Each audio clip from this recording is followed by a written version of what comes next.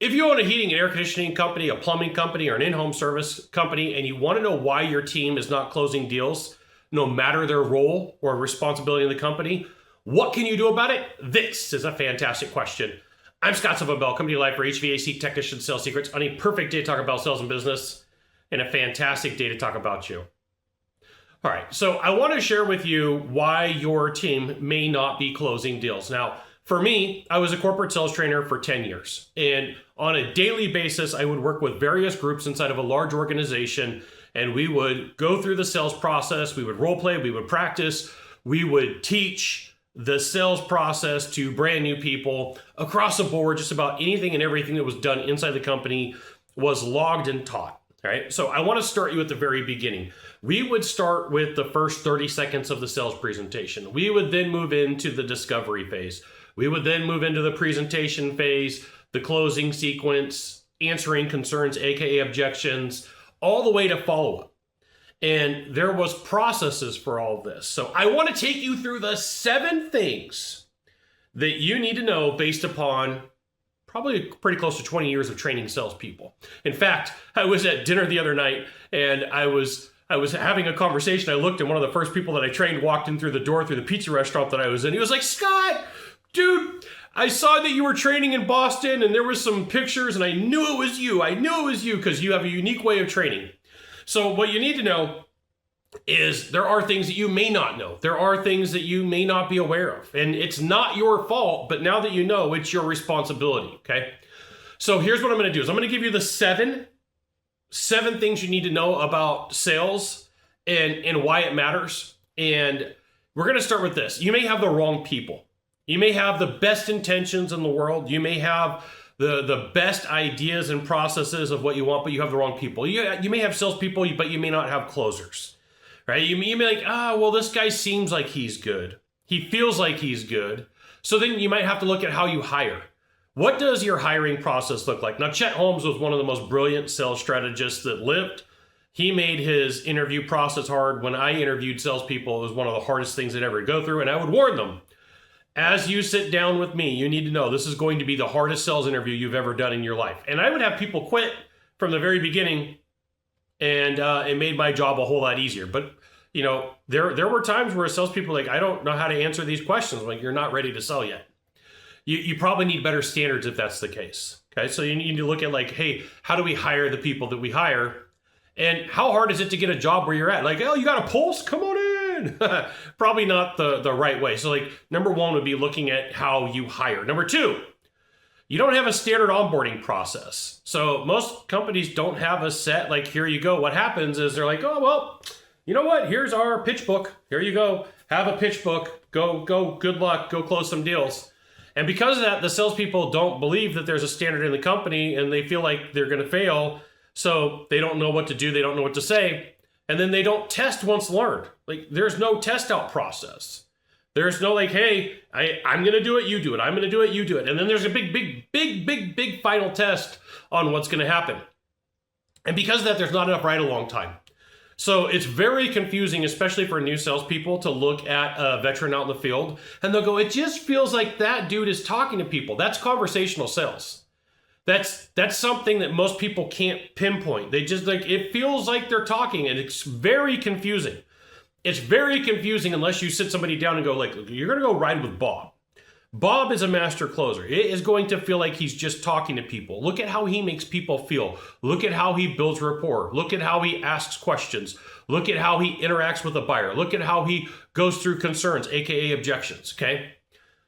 So then on this list is not focused on conversational sales. Like when you watch movies and I watch movies, sales is portrayed as one way, but real life, it's another. The only place that I'm going to say comes very close, and it's a vulgar movie, is Wolf of Wall Street. And Leonardo DiCaprio does a really good job on phone sales with tonality and pitch and pacing.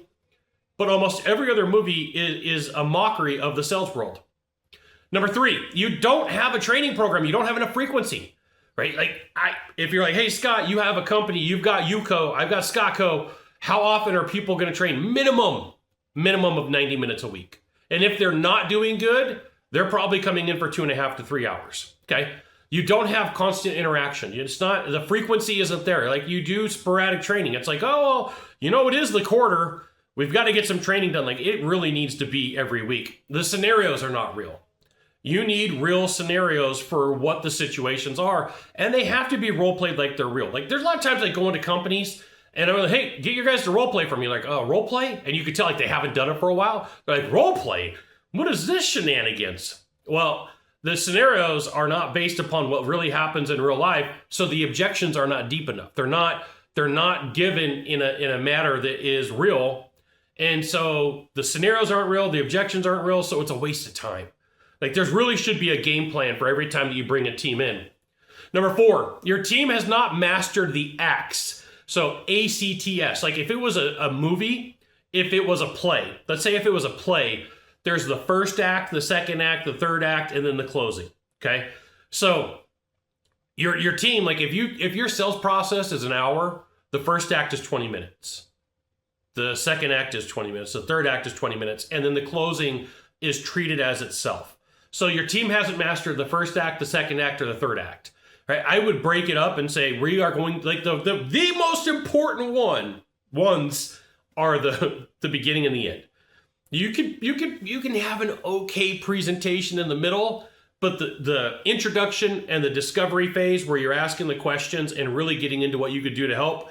And then if you're like, oh, my presentation's okay, then it's going to be how you're presenting your case or your thesis to close that deal. Number 5, you don't focus on real conversations.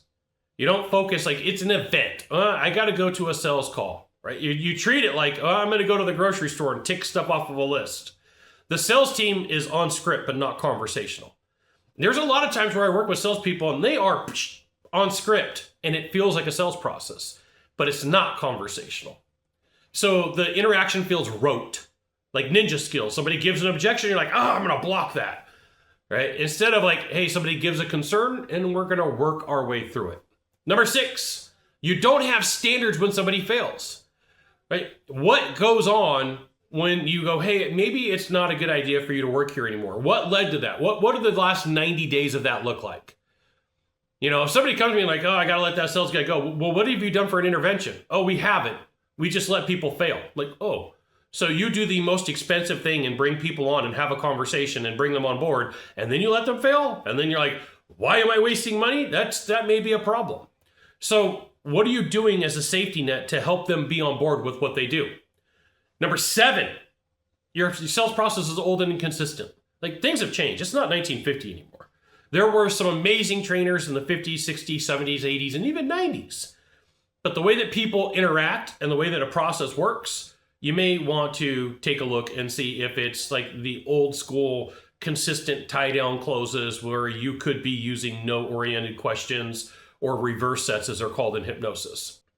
Okay, number 8 is this, that most people don't know who to talk to when there's a problem. So if you're like, hey, Scott, I really don't know the right person, don't know the right conversations app. So I'm going to let you know. 1, right below this video in the description box is going to be some contact information for me.